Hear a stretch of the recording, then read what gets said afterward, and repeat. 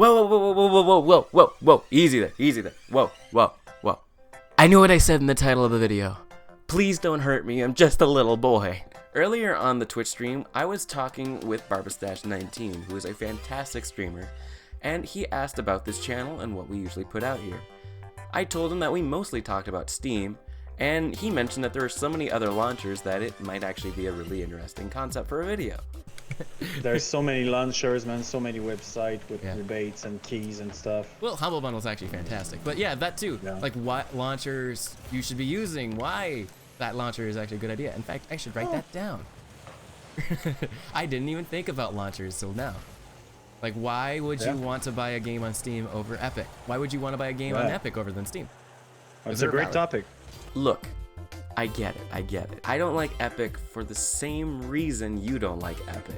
I'd prefer that all of my games were in the same place forever and ever, amen, and that I'd never have to compare a billion DRMs together to see which one sucks the least. Side note, screw de nouveau. Of course, that's not how life is these days. Rather than just being upset and hoping that every other store burns in hell's fiery pit, we should actually look at what things other stores are bringing to the table. Of course, we're gonna focus mostly on the Epic Games Store because that's the one everyone's still talking about. And for good reason. It's really taken over the games industry over the past year or so, and I think we've started seeing what benefits are actually cropping up. That's what we're gonna do today. Today, we are going to find out why Epic Games is better than Steam. And maybe Uplay or Origin too.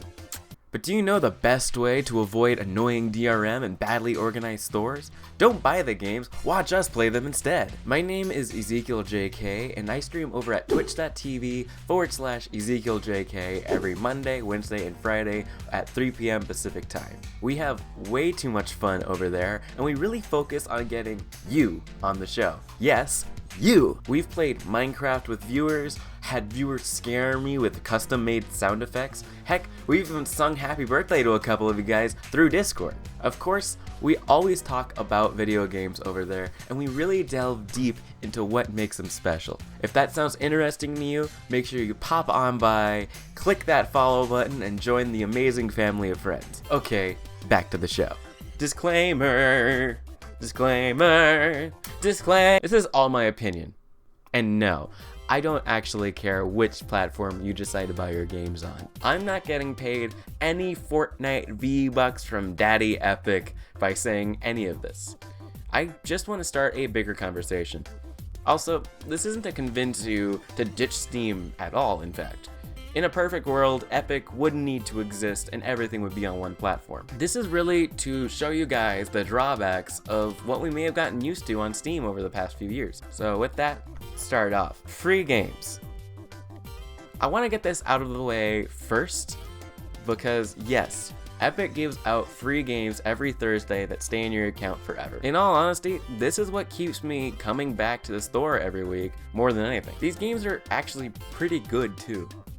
I've missed a ton. I do have a life outside of games, okay? But I've managed to pick up GTA 5, Subnautica, even Slime Rancher without having to pay a dime. In fact, my library is 100% free games, and they're actually pretty good.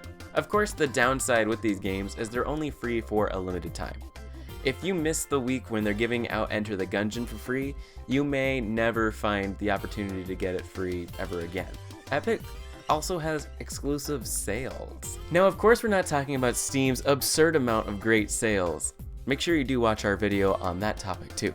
Chances are, if you're at the point where you're comparing the two stores together, you're already experienced enough to see the absolute barrage of sales on Steam. Instead, I want to bring some attention to Epic's occasional sales. They aren't usually as good as Steam, but it's still worth bringing up. If you happen to want a game that's not on Steam, it may be a good idea to take a glancing peek at what Epic has to offer, and if it's cheaper. It's not very likely that they will have sales, however. I've only seen a few games that are actually worth getting it, and on any sale, and even those sales were pretty meager. So your mileage may vary, but it is still worth checking out. Epic has exclusive games too. And here we are, the place where everyone gets angry and I leave here with my head on a pike. Epic has been signing exclusivity deals with nearly every major publisher that they could. I know. This is something people hate. If your library needs to stay on a platform, whether it be Steam or GOG, Uplay, Origin?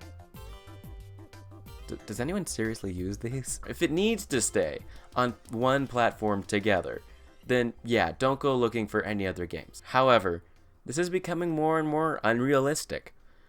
As the industry grows and more games get swayed by the higher developer royalties, more on that later, more games may end up signing exclusivity contracts for either timed or complete exclusivity, making it impossible to come over to Steam. In fact, Rocket League is actually being pulled from Steam to being placed on Epic after an acquisition deal. It's also going free to play, but that still applies. It might suck that you have to install yet another program on your rig, but anyone who's played Siege or For Honor knows you're no stranger to installing DRM. Epic also claims to have curated games on their store, or so they say. Before delving too far into this topic, I need to tell you a story. A story of bold adventurers, developers, a story of crappy games, one of fire, of light, of glory! Nah, I'm just kidding. It's actually a pretty lame story. Back in ye olden days of Steam, in order to get your game on Steam, you actually had to submit it to a human being at Valve and wait for that guy to approve it. If your game sucked, then they'd just say, sorry, and say no. Fast forward to ye slightly less olden days. Steam's too big, and they get so many games in a day that it's not possible for someone to look over each and every one of them. At all. In comes Steam Greenlight, a service where people could post their games and hope that the community would like it enough to vote for it and eventually end up on the store. As long as you had a 2/3 majority, you're good. Your game would get pushed out into the store. That's how we ended up with such gems like Rock Simulator, Grass Simulator, and Dev Guy. I love democracy. Seeing that the store was already getting spammed with crap, Steam later decided to scrap the Greenlight program and allowed developers to bypass all the old restrictions by introducing Steam Direct. Now, instead of waiting for the votes to roll in, developers just need to pay the $100 fee, and then your game gets spat out onto the store. Of course, that didn't stop people from making crap and straight up poor.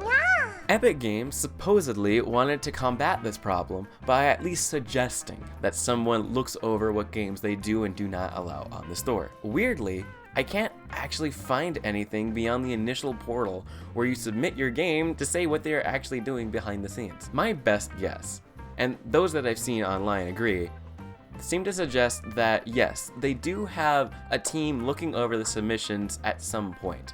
So, hooray! Slightly better curated content. I've scoured the Epic Games Store and I actually couldn't find anything egregiously bad. Honestly, I can't really say for certain that this is because Epic has better curation policies, if it's because less games are being submitted regularly, or if it's a mixture of the two. But some things seem to be certain. If you were to randomly buy a game on Steam and do the same on Epic, you are more likely to get some Sakura visual novel idle clicker on Steam than anywhere else. Epic also offers higher royalties to developers. This one is a little different, but we always try to tell people here to support their favorite developers, and this is directly related to it. Steam is famous for taking a fairly large stake in a game's revenue. Most metrics indicate that Steam takes around 30% of all purchases made on their platform. Epic's initial draw was towards developers who didn't want to lose that much and offered only a 12% split in sales, meaning that devs get paid more.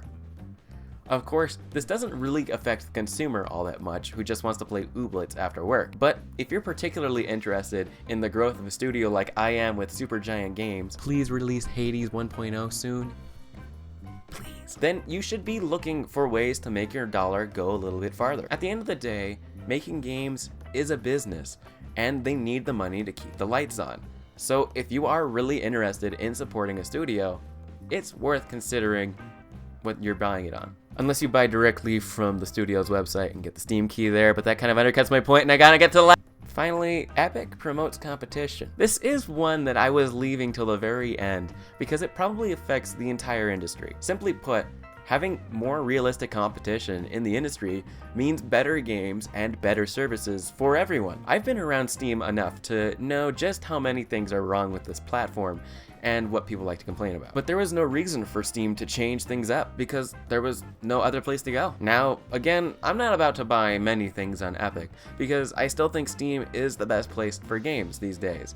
But that may change in the coming months and years. With Epic's existence and continued threat on the industry, more and more companies are going to consider not going through Steam and taking their player base with them. Steam will either need to become better, or at least remain better, or they won't be able to stick around for any extended period of time. Thanks, free market! And that's all I've got for you guys today. So, what did you think? I tried my best to remain as unbiased as possible and be as direct as I can. I said I tried, okay? Do you agree with me? Maybe you think Epic is a stain on society and your good Christian computer, and you wish it was never born. Whatever you think, I want to talk to you in the comment section below. More than that, I want to talk to you in real time over at twitch.tv/EzekielJK. So make sure you swing by and join the family of friends by hitting that follow button. Thank you so much for watching, and as always, I'll see you in the next one. Bye guys, bye! Ezekiel.